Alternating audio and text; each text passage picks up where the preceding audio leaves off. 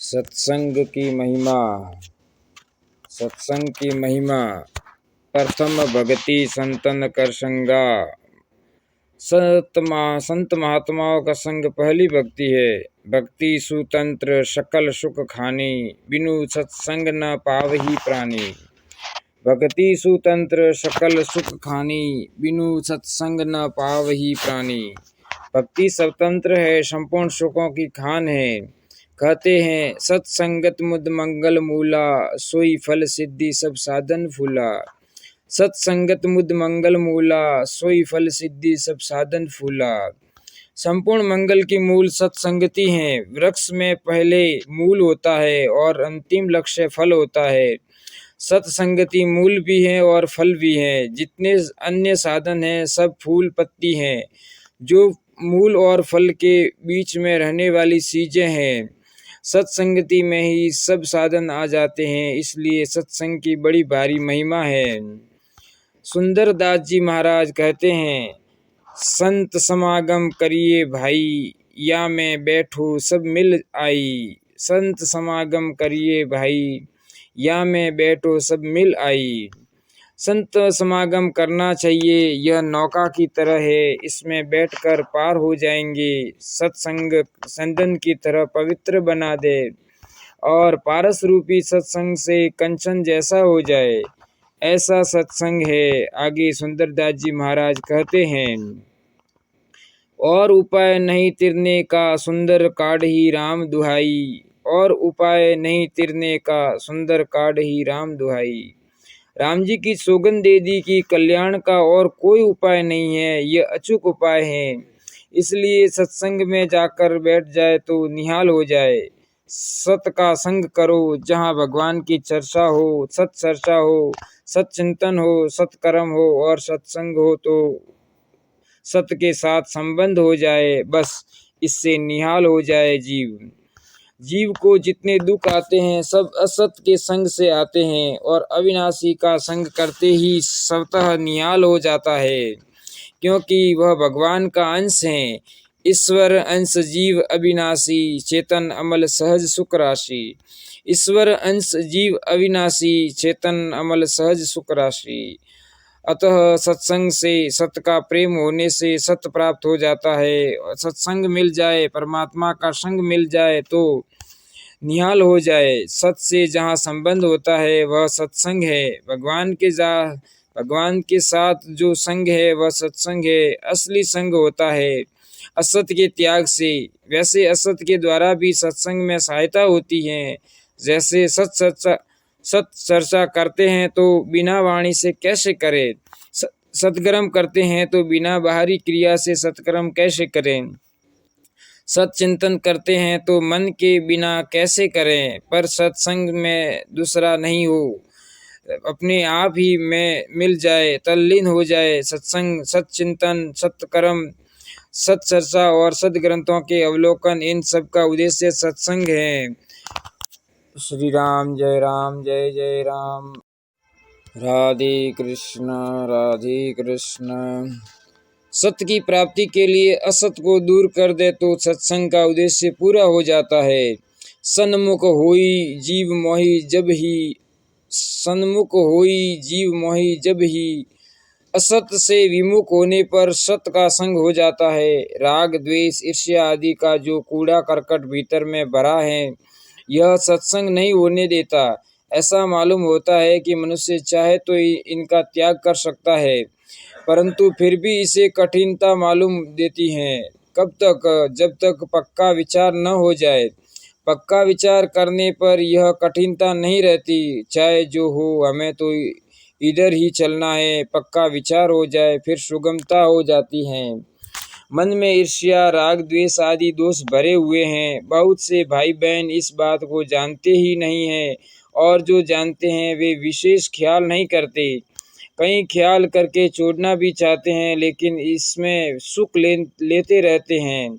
इस कारण राग, द्वेष, ईर्ष्या आदि छूटते नहीं हैं, क्योंकि असत का संग रहता है।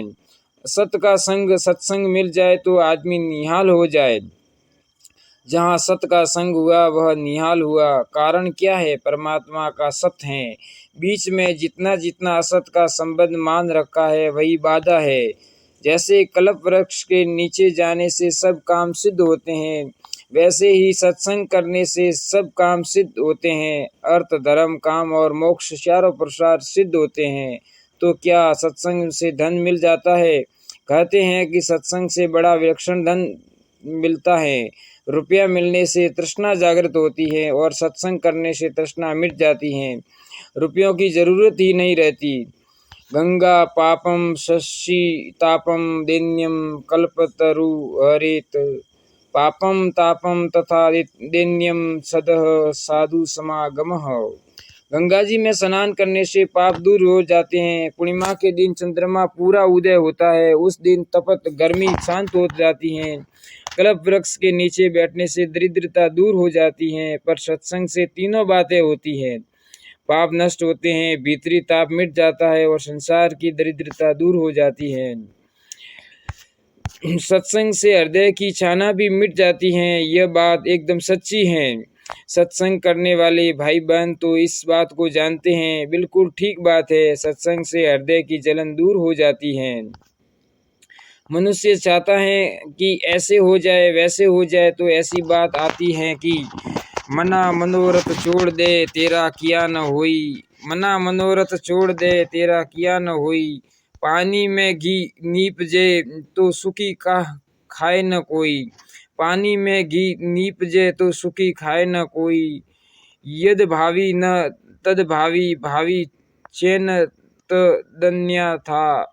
इति चिंता विषगणो यम गदः किम न पीयते। जो नहीं होना है वह नहीं होगा और जो होने वाला है वह टल नहीं सकता, होकर रहेगा। फिर ऐसा क्यों आग्रह है कि यह होना चाहिए, यह नहीं होना चाहिए? बस हाँ में हाँ मिला दे। सत्संग भी एक कला है। सत्संग में कला मिलती है दुखों से पार होने की। जैसे समुद्र में डूबने वाले को तैरने की कला हाथ लग जाए, ऐसे सत्संग में युक्ति मिल जाए तो निहाल हो जाए। सत्संग में उत्तम विचार मिलते हैं। ज्ञान मार्ग में तो यहाँ तक बताया है, धन किस लिए है चाहता तू आप माला माल है। धन किस लिए है चाहता तू आप माला माल है। सिक्के सभी जिससे बने तू वह महा टकसाल है। सिक्के सभी जिससे बने तू वह महा टकसाल है। उस धन के आगे तू इस धन को क्यों चाहता है? धन ही धन है, परमात्मा ही परमात्मा है, लबालब भरा हुआ है। उस धन से धन्य हो जाए। परमात्मा का सत का दर्शन यह सत्संग करा देता है। सत्संग में व्यापार एक ही चलता है, भगवान की बात उसी को कहना, सुनना, समझना, विचार करना, चिंतन करना। भगवान जिस पर कृपा करते हैं उसको सत्संग देते हैं।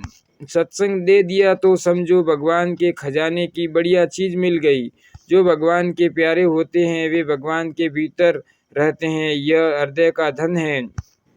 माता पिता जिस बालक पर ज्यादा स्नेह रखते हैं उसको अपनी पूंजी बता देते हैं कि बेटा देखो यह धन है। ऐसे ही भगवान जब बहुत कृपा करते हैं तो अपने खजाने की चीज पूंजी संत महात्माओं को देते हैं। लो बेटा यह धन हमारे पास है। सत्संग मिल जाए तो समझना चाहिए कि हमारे उद्धार करने की भगवान के मन में विशेषता से आ गई है। नहीं तो सत्संग क्यों दिया? हम तो ऐसे ही जन्मते मरते रहते हैं। यह अड़ंगा क्यों लगाया? तो यह कल्याण करने के लिए लगाया है। जिसे सत्संग मिल जाए तो उसे तो यह समझना चाहिए कि भगवान ने उसे निमंत्रण दे दिया है कि आ जाओ, ठाकुर जी बुलाते हैं। अपने तो प्रेम से सत्संग करो, भजन सिमरन करो, जप करो। सत्संग करने से सब स्वतंत्र हैं। सत्संग करने में सब स्वतंत्र हैं। सत परमात्मा का सब जगह मौजूद है। वह परमात्मा मेरा है और मैं उसका हूँ, ऐसा मान कर सत्संग करे तो वह निहाल हो जाए। सत्संग कल्प द्रुम है। सत्संग अनंत जन्मों के पापों को नष्ट भ्रष्ट कर देता है। जहाँ सत की तरफ गया कि असत नष्ट हुआ। असत तो बेचारा नष्ट ही होता है, जीवित रहता ही नहीं। इसने पकड़ लिया असत को। अगर यह सत की तरफ जाएगा तो असत तो खत्म होगा ही। सत्संग अज्ञान रूपी अंधकार को दूर कर देता है, महान परमानंद पदवी को दे देता है, वह परमानंद पदवी दान करता है। कितनी विलक्षण बात है। सत्संग क्या नहीं करता, सत्संग सब कुछ करता है। परश्रुते सद्बुद्धि, सत्संग श्रेष्ठ बुद्धि पैदा करता है, बुद्धि शुद्ध हो जाती है। गोस्वामी तुलसीदास जी कहते हैं, मज जन फल पैखी तत्काला, काक होही पिक बकू मराला। मज जन फल पैखी तत्काला, काक होही पिक बकू मराला। साधु समाज रूपी प्रयाग में डुबकी लगाने से तत्काल फल मिलता है। कौवा कोयल बन जाता है, बगुला हंस बन जाता है। अर्थात सत्संग करने से रंग नहीं बदलता, ढंग बदल जाता है। जो वाणी कौवे की तरह है वह कोयल की तरह हो जाती है, जो बुगला होता है वह हंस की तरह नीर शीर विवेक करने लगता है। सत्संग से आचरण और विवेक तत्काल बदल जाते हैं। सत्संग मिल जाए तो ये बदल जाते हैं, अगर नहीं बदले तो या तो सत्संग नहीं मिला या सत्संग में आप नहीं गए। दोनों मिलने से ही काम बनता है। पारस लोहे को सोना बना दे अगर मिले तब तो, पर बीच में पत्ता रख दिया तो फिर कुछ नहीं बनने का। भगवान के प्रति व संत महात्माओं के प्रति निष्काम भाव से प्रेम करो। भगवान मीठे लगे, प्यारे लगे, अच्छे लगे, क्यों लगे? क्योंकि वे मेरे हैं। बच्चों को माँ अच्छी लगती हैं, क्यों लगती हैं? क्योंकि मेरी माँ है। ऐसे ही भगवान के साथ अपनापन रहे तो यह सत्संग होता है। भगवान हमारे हैं, हम भगवान के हैं, कैसी बढ़िया बात है।